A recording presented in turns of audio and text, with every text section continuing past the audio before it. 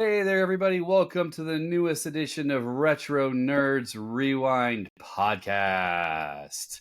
And I want to give a special shout out to all of our new listeners here on Spotify and iHeartRadio. It's our very first episode going to be up on there. We want to thank you very much for having us on. And please, hopefully, you enjoy the show.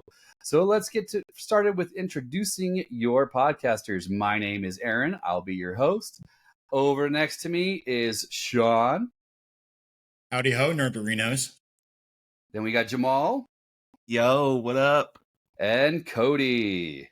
Hey, y'all. So, Cody, what's on our docket for today, sir? So, first things first, we are going to be watching He-Man, Masters of the Universe, A Friend in Need, Episode 14, Season 1. So, Sean, you, like myself, were very young when this series came out. What did you think of this episode? And have you seen He-Man, the original series, before? Great question, Aaron. Thank you. So when this episode came out, I was too young to be the target demographic for this show. And now in my later years, I'm very grateful for that.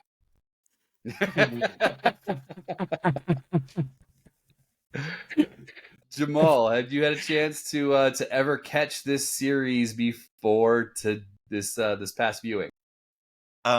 Nope. And I'm gonna take Sean's exact sentiments and say, no. I was 2 years old, and I'm very thankful that I was not the demographic target for that. All right, Cody. Obviously, you were not alive then, as being the baby of our group. But had you had a chance to watch it before today? So, I have watched, now thinking about it now, I watched the remaster of it that later on came out, and I watched She-Ra, which is on Netflix. And that's about it of the He-Man universe, anything that I've seen. No worries. Yeah, with it had actually coming out, I believe it came out in 1983, if memory serves me correctly. I was actually not born yet. I was born in 84. So I watched it later on in VHS form, where I would rent VHSs from a place called Warehouse Video Rentals here in Phoenix, Arizona. And it was more my parents loved to go every weekend.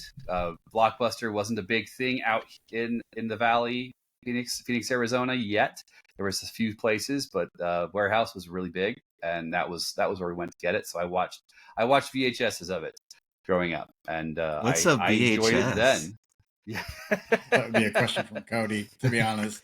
No, for the millionth time, I grew up with VHSs. I'm not that young, guys.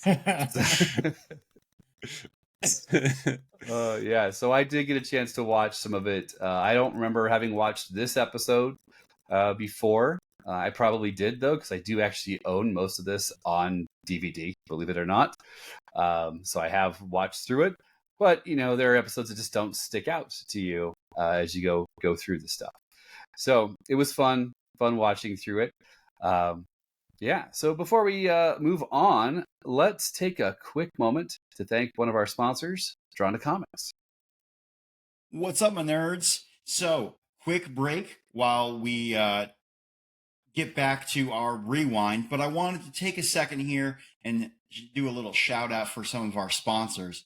Starting with our longtime sponsor, Drawn to Comics. Drawn to Comics here in Glendale, Arizona. Amazing place to get your comic books. Located at 58th Avenue and Glendale. They have a discount code for our listeners that we will provide at the end of the episode. But they're a fantastic comic book shop. Whenever I go in there, I always feel like I'm a VIP, and everyone that I've talked to that goes in there feels the same way. So cannot say enough great things about them. Drawn to Comics, drawntocomics.com, 58th Avenue in Glendale, here in Arizona. And we're back. So let's go ahead and hit rewind back to September 26, 1983. Sean, why don't you take it away? Thanks, Cody. Will do indeed. So we open after a super expositional opening. We open with Elena and her father landing in Eternia so that Elena's father can show off his new transmutation ray device thing. They are immediately informed that the evil sorcerer Jarvan has escaped, but no need to worry. Let's go ride horses. Cut to Jarvan vowing to take his revenge on He-Man as he spots Tila and Elena coming and attacks them with magic that causes the geysers around them to start going off. He-Man comes to the rescue as he comes over and starts breaking off Boulder and expertly tosses each of them onto each geyser.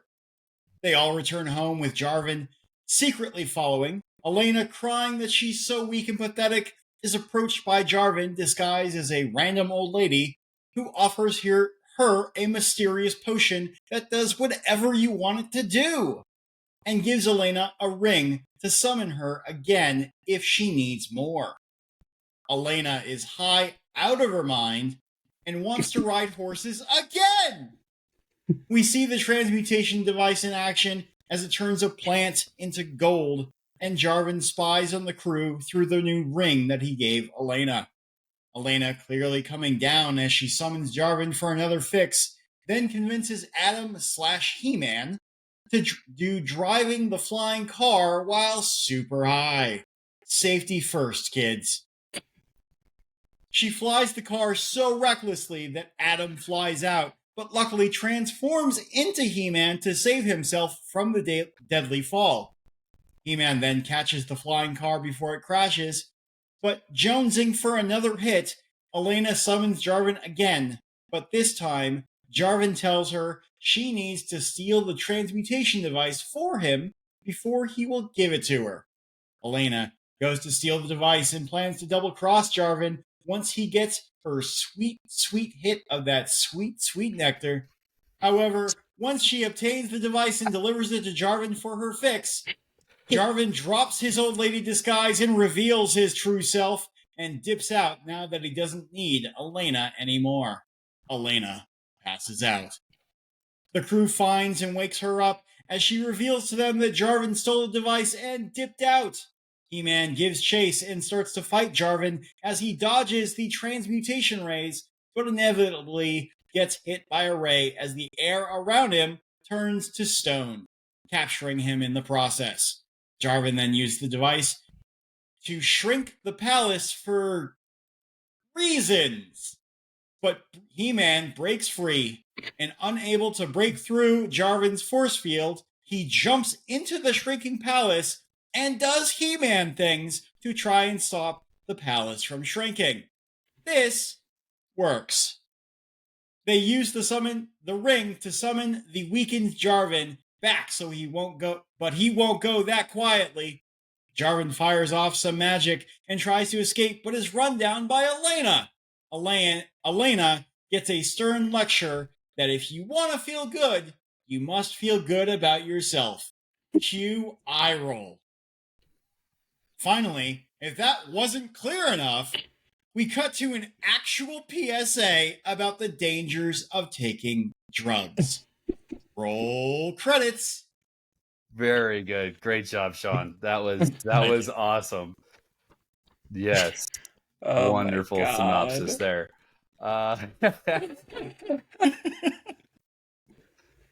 We'll get to a little bit of our commentary about that here in just a second.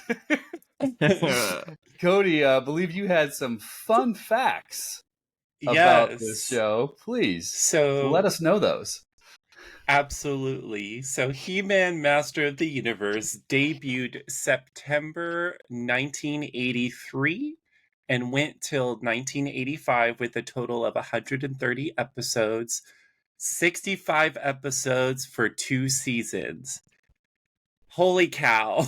Yep. That is a lot. It was developed by Lou Schumer. Mm-hmm. produced by Gwen Weltzer. And Sean, you were going to say something. I'm so sorry. Yeah, no, sorry, I was cutting you off there. But what I was going to say is, for a show as symbolic as He-Man is, love it or hate it, 2 seasons seems real short. That's because of how many episodes they did. They did a lot of Yeah. episodes in a short period of time, because you remember most of these shows back in the 80s were really just to sell you toys. No kidding. And teach a lesson. Yeah. You know. So they got to get that lesson in. They got to get those toy sales. You got to have a different villain of the week, which unfortunately, Skeletor was not a part of this one. I would have loved for him to have at least had a little cameo or something. But we'll get a little more into that later. Cody, did you have any more fun facts for us? I did. So going back, because personally, I thought this may have been based off of a comic book or something like. No, in fact, like you said, it is just strictly based off of a toy line, and this is just right after the FCC relaxed on the ban of toy-based children's programming. So Right. this is like Mattel's reaction to, oh, we need to monetize on this as soon as possible.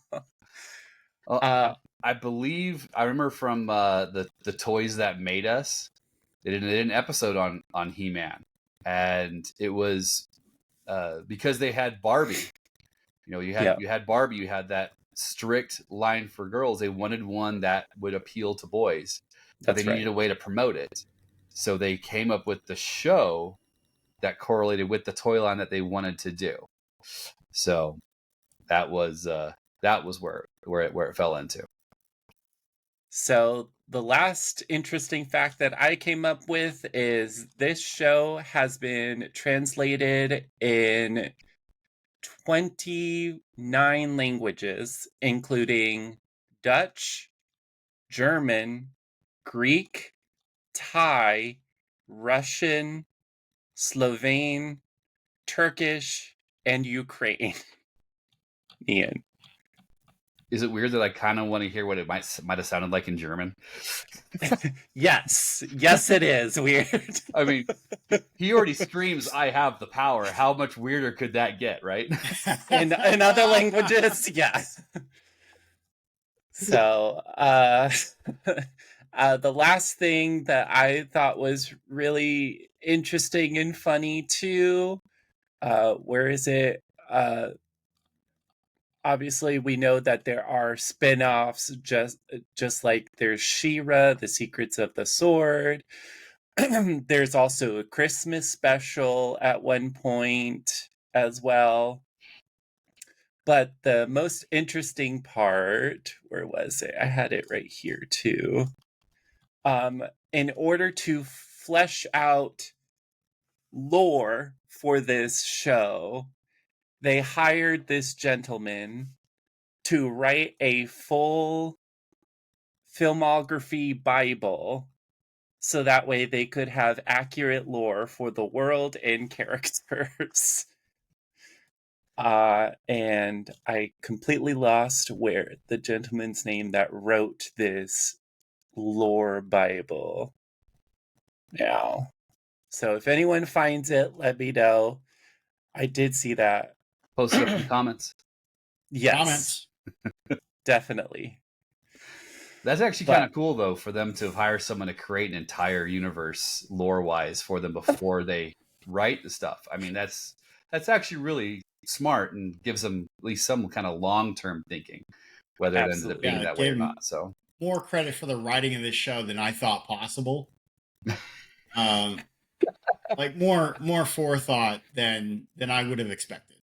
I think it would have helped me with the episode too if I read the lore Bible beforehand, but jumping in head first, I guess, is a whole new experience. So, but before we talk about our comments about the episode and everything, let's go ahead and take a commercial break from a word from our sponsors.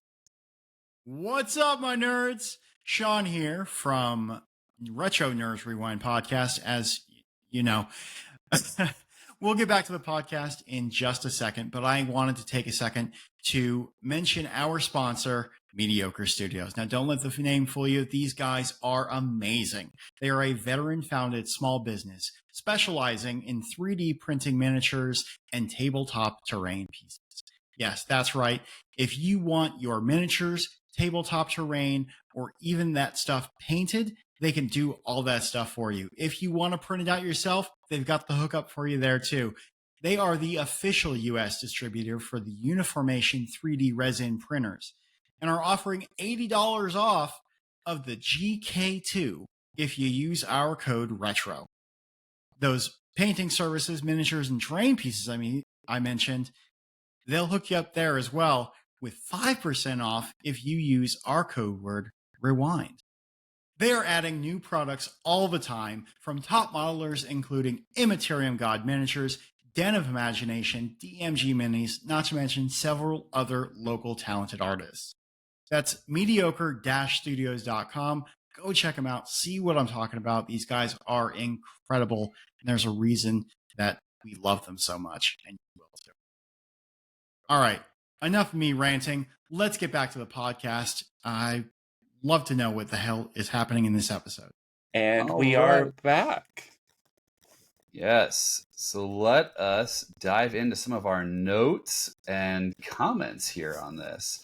I'll kick us off. It starts off right away with the intro. It's 80s.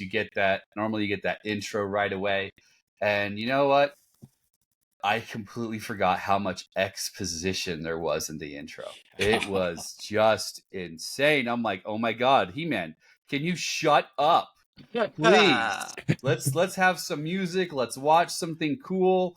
There's so many great intros from the 80s that, tell you the story and tell you the background of what's going on, but make it very entertaining. And I'm just like, oh. This was not one of them.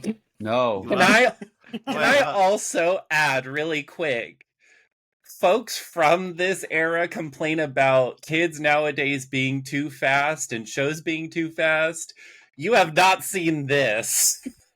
You don't remember. Or don't remember this because holy cow, I felt like I was hit by a truck all of a sudden. I was not prepared. Aaron, I said, why don't you yell at me? Why don't you on the intro? Yeah.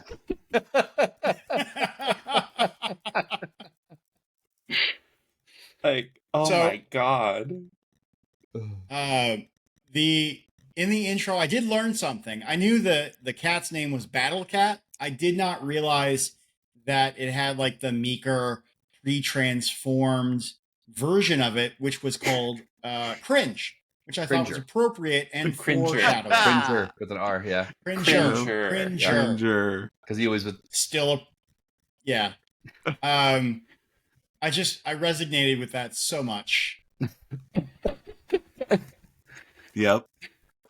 And then as we started getting into it, like the exposition did not end there. Oh. Like just after the opening credits, you get that first minute of just shoved in your face of here's everything that you need to know about the episode. Well, and then can we also add, because again, this is where it comes in with the whole Bible lore. All of a sudden we're in my opinion, with the D&D like mindset, we have a barbarian / medieval / Viking style, and then all of a sudden we're the Jetsons with a flying car and mechanical horses. What? And that kind of goes into my next little thing here. Was seriously mechanical horses? Really? There is no real horse there for you to ride? Or is it too cruel? I mean, he rides a cat, a battle cat, but it's too cruel to ride a horse somewhere. And then our villain appears again, like you said, the episode really moved really fast because that was 30 seconds later. You went from them going for a gallivanting ride and talking for a second to finding out there's a bad guy loose, and then oh my God, he shows up, and then the horses get spooked I'm like, Yep. they're mechanical horses. How the hell are they getting spooked? By I mean, Steam, seriously, nonetheless. AI By wasn't a Steam. Yeah. thing in people's minds at that time. Why are they feeling and having alive by steam geysers, for crying out loud? I'm just like, you've got to be kidding me. I mean, I guess these steam geysers were like chemically induced or something, like different. It wasn't like water steam. I can sort of buy that, but it's a great call out. Mechanical horses are kicking them off. Why? It just got me thinking that Elena was not the only one on drugs when this episode aired.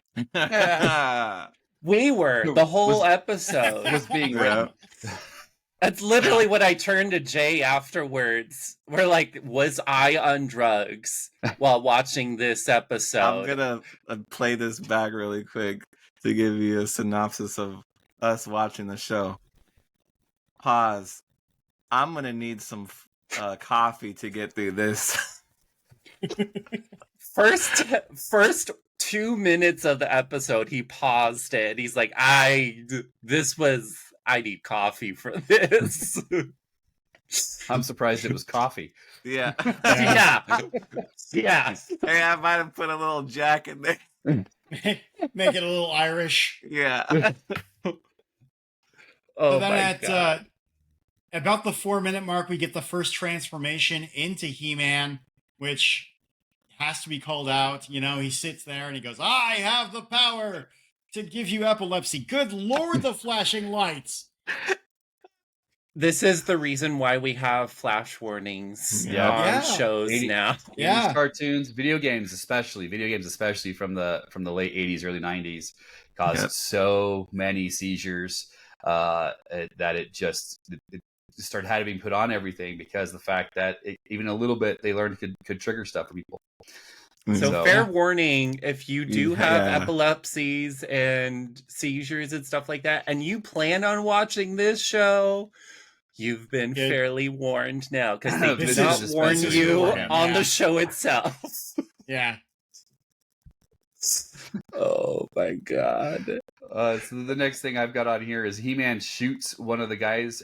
He one-shots the geysers. He breaks a boulder and one-shots the geysers each time, and Yeah. I'm like, man, he needs to join the NBA, Yeah. or at least the Eternia Globetrotters. You know, it would have been a great little gag gift there. So Also, really quick to back it up slightly too, the animation of him running too. In my head, I kept thinking, "Oh, what is this, Scooby-Doo or Josie and the Pussycats?" All of a sudden, running from the big bad, because that's Well, it's a- exactly what it was. Well, I heard that's like an old animator's trick, right? Oh, it to, is. to fill time. Yeah, right? Yeah, Yep. But still, like, they put detail into that. So the next note I have goes a couple minutes more in to where let's see here, what's his name? Bad guy. Jarvin has Jarvin. transformed Jarvin. himself into the old woman, and I'm like, oh, we're going Sleeping Beauty style here, and then gives out a potion. I'm like, anti-drug episode. Here we go. Let's strap in for that lesson, Yeah. kids. Can I just say that did not look like a push? That looked like some I thought it was roids, magic steroids. powder.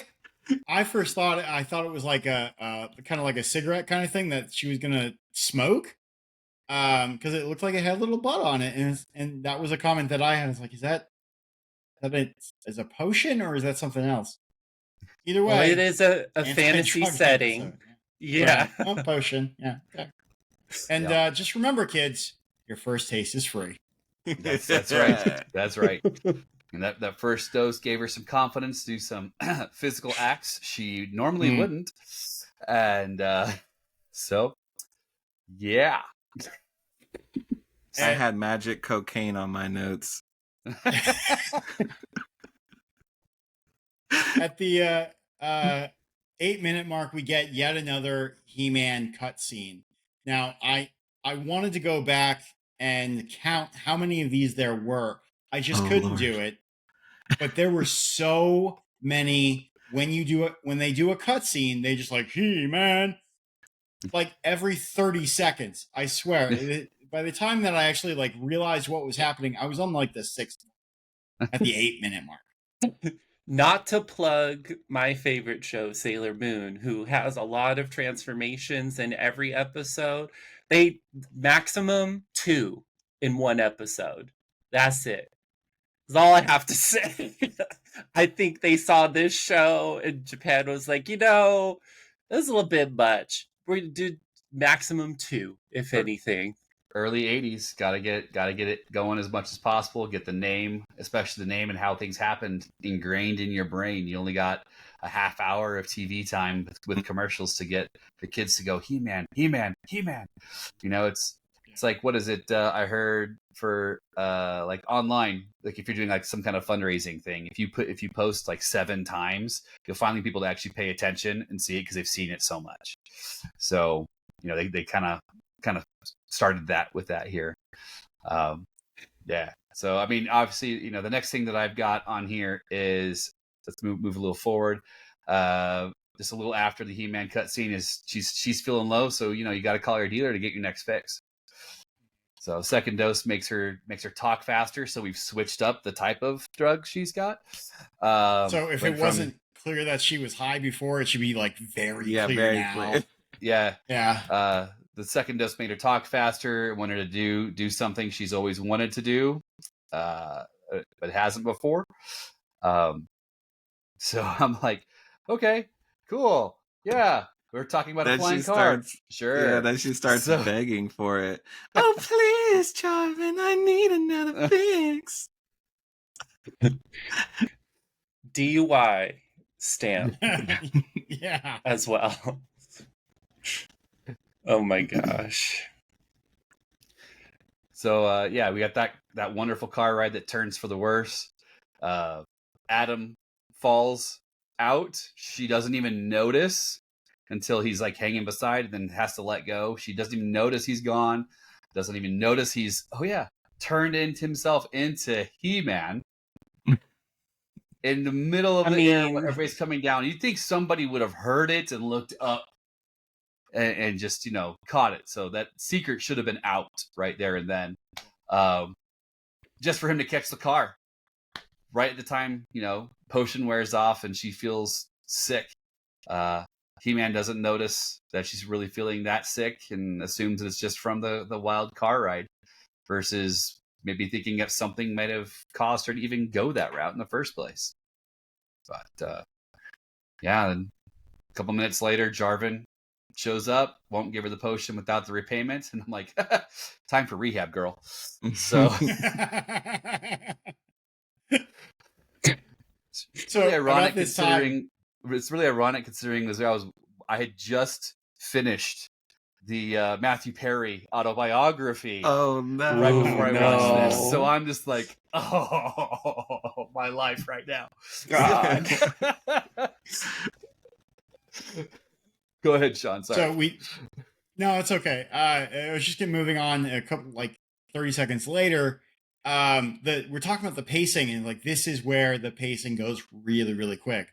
So there's Elena sitting down and being very whiny about oh, what am I going to do to get my next fix? Or what am I going to do? I'm in a pickle. So Adam notices super quick. He comes to ask for help, and she's like, I don't know. And it's like, all right, cool, peace, and leaves super quick to run off. No, are you sure? No, he's just he's out. To be fair, to kind of give him the benefit of the doubt, he does say, I can't help you if you don't tell me what's going on. True. Too. Yeah, that's usually a thing you say when you're you want them to say what's going on. Yeah. You're trying to egg that information out of them. So that's why I was so surprised when he's like, all right, bye. And speaking of quick pacing and things that just no one's second guessing anyone's motives here. We go into the next scene where Elena is trying to steal the MacGuffin, and she's like, "I need to bring this outside, right? But it's too heavy." So, what's the name of the wizard guy that's got an O on his chest? I didn't catch that. His name. Ortho? Let me get it. I think so. Yeah. Let me get his name. It is Orko. Orko. So Orko comes in, sees her distress, and she's like, I need to bring this outside and then be alone with it. Like, that's not like super just suspicious. But then I guess it wasn't, because that's what he does. Orko comes in, casts a spell, and says, all right, it's just going to pick it up and leave it, and then bye. And does the same thing. He casts a spell and then immediately dips out, just like immediately runs away. So without looking back, without second guessing anything, any sort of bad intentions, good. The funny part is for people who if they know much about the He-Man lore is Orko is terrible at magic, so for it to actually work right was just hilarious in general. It was like something was just off, because he always got his spells wrong and messed stuff up. He was the comedic gag most of the time for the episodes. So it was, that was just like, I'm like, he's like, oh, it'll move for you, and I'm like, what's going to happen here? Is it going to blow up or something right as soon as the guy grabs it and it touches the ground? It's going to blow up because he screwed it up, the spell, or what? Nope. Worked perfectly. Yeah. And like, yeah. So next up we had Jarvan revealed himself to Alina after getting that transmutator, excuse me, and he's all, sorry girl, time to go cold turkey. And she passes out from withdrawals. Yeah, basically. Yeah. The next note that I had was a little later when He-Man was confronting him, and he's trying to transmute stuff all around him. He ends up creating all this fire on the ground, and I'm like, you're an idiot. You create fire as if He-Man can't just jump over it or go around it. You didn't turn the whole thing, the whole ground into fire. It's like, come just on. like a little wall of flame.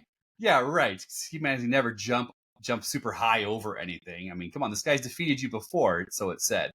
In the original exposition, one of the many, many original expositions. So, and then he turned the air into rock around He-Man, but just not turning He-Man into rock. I'm like, yeah. I had that same exact note of like, just hit him. You were aiming this thing to hit him like 15 seconds earlier. Why are you aiming at the air around him? Yeah, it's villain logic. Yeah. To be fair, plot armor is what it is. Right. Plot loincloth. Let's be frank. Plot here. loincloth. There you go. But to be fair, earlier on, He-Man was teasing him about how bad his aim was the whole time. So I think that's kind of the whole, he can't hit him because he's just awful at controlling it. And the only thing that he can hit is stuff around him to make him stop. But you would think right after he did that, he would hit He-Man, but he has to do a whole exposition villain monologue. Right. Yeah. I mean, because, air particles are so much larger than He-Man. Yeah. And easier to hit and target the air around him. Right.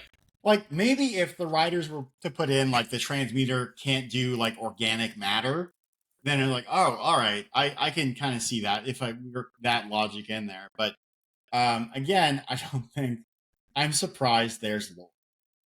Yeah. Then he went and shot at the castle to shrink it so he could take it, I guess.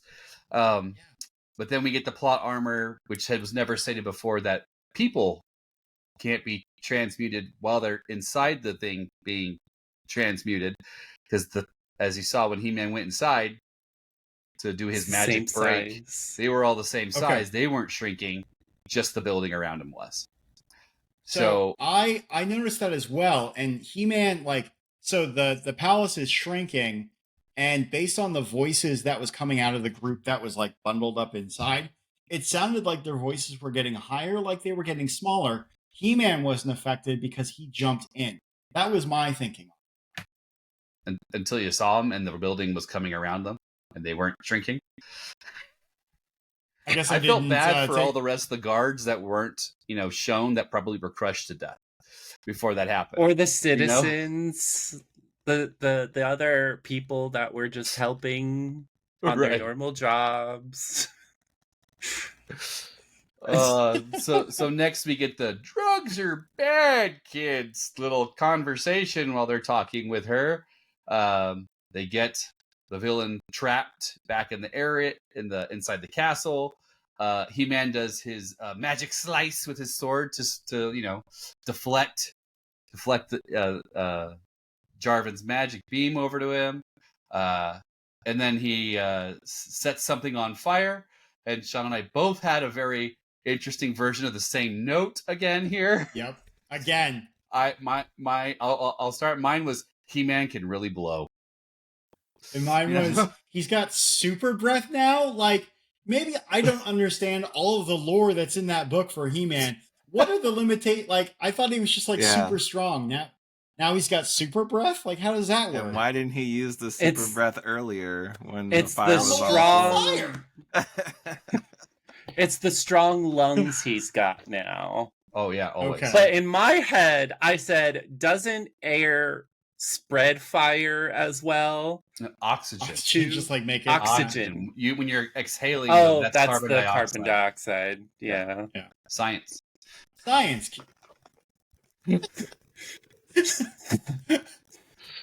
So then they defeat him, and we move into the ending moral. We got the wonderful little moral time. Sean, I'll let you write what you had on there. Yeah, because once again, we've got like comments at the exact same time. So we got moral of the story, kids. Drugs are bad. You don't feel good about yourself. Try harder about feeling good about yourself. Yes. I commented, okay, RuPaul. So then we move into the last part, which is that wonderful PSA. And I just wanted to say, okay, it's time for the PSA now, kids. Pay attention. This is how we learned lessons that our parents didn't want to talk to us about. Once again, Aaron and I hit the exact same moment, almost the exact same timestamp. I'm like, holy Jeebus. An actual PSA. So the last message wasn't clear enough. You have to literally spell it out. Don't do drugs, kids. Drugs are bad. Well, you got to remember, unless they come from a doctor. Yeah. At this point, I just have to say, Jay and I unanimously, in sync, looked at each other and said, what the fuck? At the very end. Literally in sync as that was going on.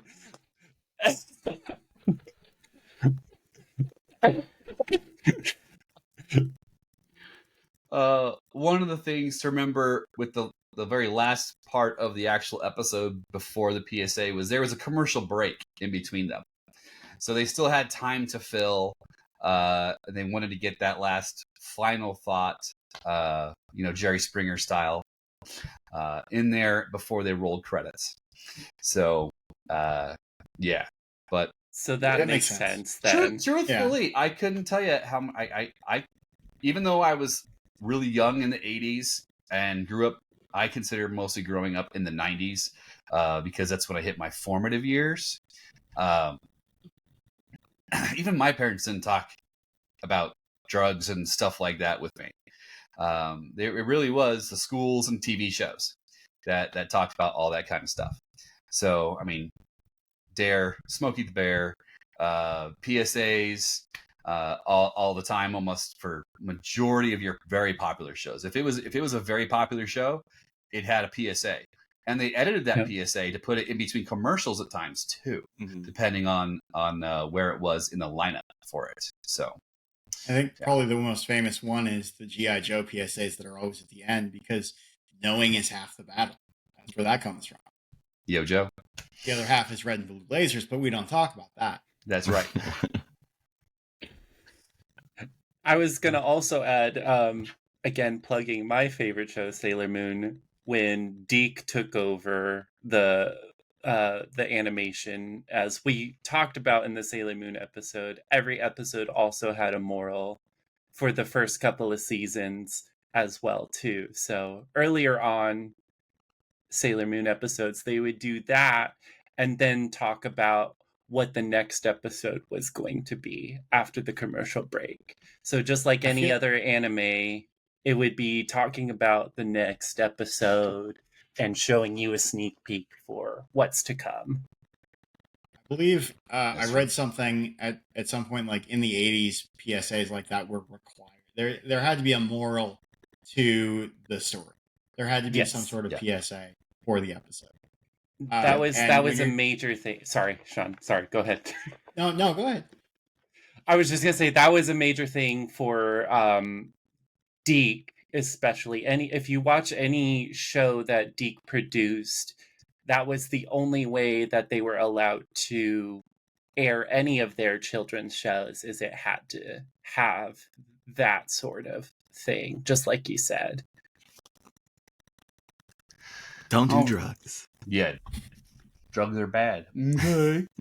So, all right. Well, let's take our final commercial break here, and then we'll be right back with our thoughts on the episode.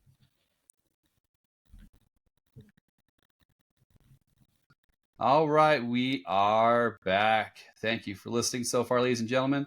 Let's go through with some of our thoughts on the episode specifically. Why don't we start with Jamal? No. I know you're a huge fan of this. I really want to hear it. Okay, so I'm gonna respect the fans and who asked us to, review this. So I'm not gonna dump on it too bad, but thank God again I was not, I was just a toddler and didn't have to watch this show just because it's all over the place. And, like I said earlier from my note, let's see, I got cocaine. I got, why does he transform into BDSM muscle man with a huge sword? And, it's just like furry underwear and I'm He-Man. And I don't know. It was just all over the place for me. And then he's riding a cat and, it's like the cringer. So like Sean said, it went perfectly. So, and then we already talked about the horse robots, so I was confused too on that. Just the constant yelling and by the power of Greyskull, I'm like, oh, please make it stop. So what would you say was your actual favorite part of the episode, though? There's always something good that people like. When the credits rolled.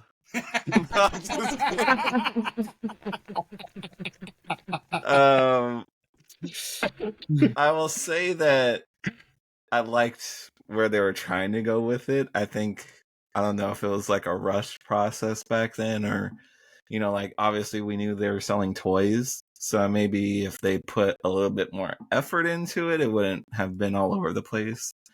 Because like you said, we got mechanical horses, we got geysers, we got spaceships. So that's just my thought process on it. Maybe if they were to touch on this again and try to do it differently, maybe it would work.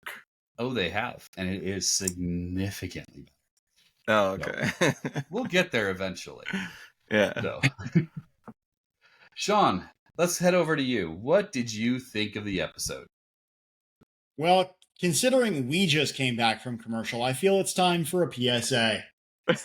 Don't do drugs, kids. We joked a lot about this episode of, mentions a lot of drugs things. Don't do drugs, don't do bad. Okay. My thoughts on the episode itself was the pacing for it was jarring. It was very poorly written. I'm sorry to this, as mentioned, this was recommended for us to review by a fan of the show. Thank you very much to those that recommended it. I actually had a good time trashing it. And I've never seen He-Man before. It was never something that appealed to me. And so it was nice to be able to actually like check that off my list and know my actual thoughts on it. My actual thoughts are Silence is loud. Yeah. my final comment will be that I remember having or seeing the Battle Cat toy, and it was like flocked. It was weird because it had like fur on it. And while Battle Cat was not present in this episode, I felt the presence of Cringer. Indeed. Indeed. All right. What about you, Cody? What'd you think of this episode? So I went into this with a D&D mindset because my head went to, this is the 80s. This is the peak of D&D. So it's just getting pretty popular. A lot of the most popular stuff for boys was like medieval fantasy-esque type stuff. So in my head, I went into, okay, what is like all of the D&D campaigns that were going on, stuff like that. I looked into it a little bit more. It's a whole nother conversation, but let's just say that a lot of the campaigns that were going on had to do with mixing fantasy with a little bit of something else. And that's exactly what He-Man did, but in the most obscene, insane way possible. So as I was watching this with that mindset, I was still very confused. Again, like I said earlier, I felt like I immediately was ran over by a semi-truck by the exposition in the very beginning, throughout the whole episode. I think if we would have watched it on, say, like Boomerang, where there were the commercial breaks in between, maybe the pacing would have been slightly better instead of just railroading through the episode. But even with that, I don't think there was saving with the commercial breaks. It was a very fun time. Thank you, viewer, for suggesting this.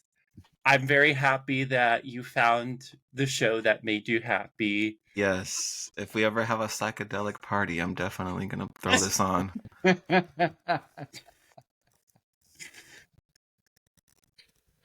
So, all right. So, I guess all that's left is for my thoughts here. Before I get to them, actually, let me give out that code for John the Comics so everybody can get their discount. Because right now the deal that we've got with John the Comics is if you give them our special code, which that word again this time is retro, you'll be able to get 10% off your entire purchase, excluding any consignment items or specially marked items. The consignment ones are obviously because they're not the actual John Comics property, so they can't give additional discounts there. But John Comics is a wonderful sponsor of ours. They have treated myself, Sean, and everybody else, Cody and Jamal, very well. Whenever we go in there, Sean and I shop there regularly, and yeah, unfortunately, we don't get to use the discount code, but you guys all do. So please go in, use code retro, support the show. Not from lack of trying on my part, but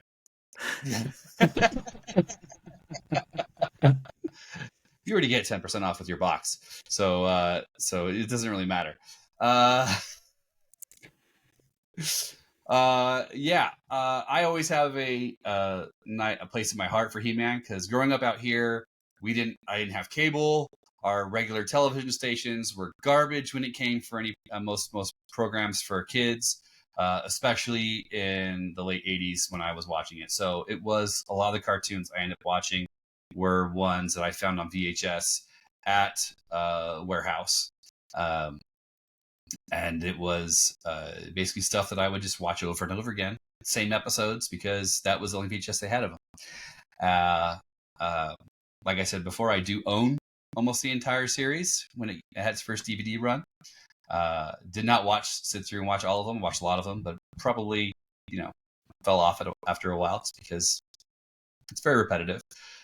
This would not have been an episode that I would have picked for us, but it was recommended to us by one of our listeners. His name is Nick. So thank you, Nick, for allowing us to review the show of your choice. Hopefully it was, if this is one of your favorite shows, hopefully we didn't knock it too much. Take it in jest. We all, we're just doing this to have some fun and looking at it through adult eyes, not necessarily the nostalgia glasses that a lot of us tend to have on some of our other shows that we have, especially since most everybody here didn't watch it growing up. So hopefully you enjoy the episode. I know we had, even though not everyone enjoyed watching the show, it was still fun watching the show and talking about it here with everybody. So one last question for everybody here. We'll go around the room. We'll start with Cody this time. On a scale of 1 to 10, would you watch this show again? I give the show 1.5 loincloths out of 10. What about you, Jamal? No, I would not watch this show again. I'm sorry. 1 out of 10. 1 out of 10. 1 power yell. What about you, Sean? 1 to 10. 1 to 10. I'd give it a 2. A 2. Not saying that I would watch it again, but it does inspire me to try the new series, The Masters of the Universe, and give that a shot. Learned a lot and about She-Ra. the episode. And She-Ra. So, yeah, I'll give it a 2. This episode, I wasn't that crazy about. Even with my nostalgia love for the series, this episode I would give it like a 3 max. The series overall, when you can really narrow it down to the key core episodes, would be a higher rating.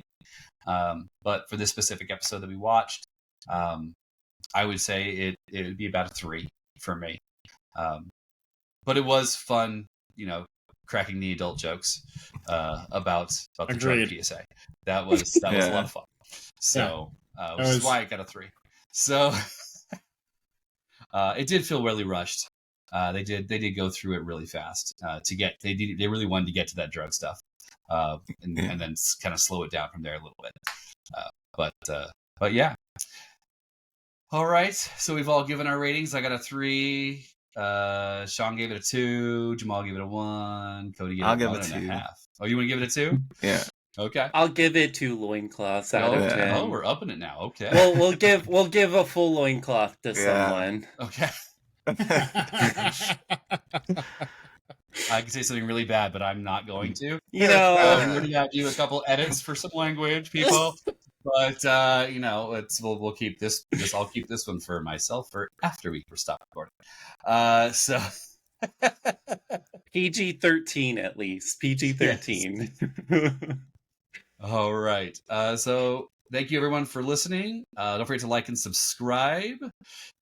Don't forget to hit those follow buttons on our Spotify and iHeartRadio now, guys. And Cody, actually Jamal, why don't you take us out? All right, I'm going to do this in the style of He-Man. So if you're wearing headphones. Oh, no. By the power of Greyskull! Until we rewind. See you next time.